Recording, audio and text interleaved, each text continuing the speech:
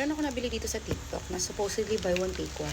Pero girl, isa lang yung dumating. So I'm so inis. Yes, very inis. Kaya ako bumili kasi buy one take one, but it's not. By the way, this is whitening body lotion. So gusto ko lang matry whitening kasi. 'Di ba? Yung nakasanayan kong lotion na favorite ko is super duper bango, nakaka-moisturize ng skin, hindi malagkit, tsaka anti-aging na din. So this one is pampaputi.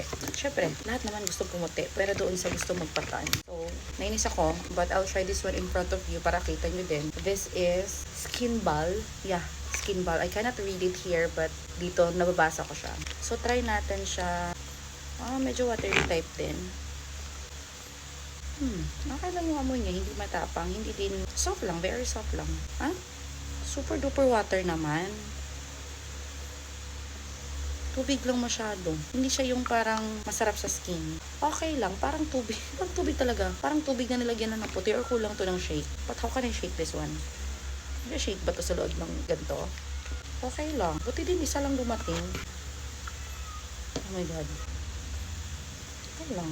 Okay naman siguro siya kapag na-dry na sa skin. Pero nung pagkalagay ko pa lang, parang tubig lang nalagyan ng puti. Yun yung feel ko, honest review sa product na to. Pero kasi daming benta nito. Baka kulang lang sa shake. Anyways, if bet nyo or gusto nyo matry, basta sa akin, at first, yun yung masasabi ko, parang tubig na nalagyan ng puti. Pero kayo nag-dry, okay naman. I don't know if this one is malagkit because I haven't tried it traveling outside. Dito ako sa loob ng bahay. Yung amoy, okay lang. May konting pango.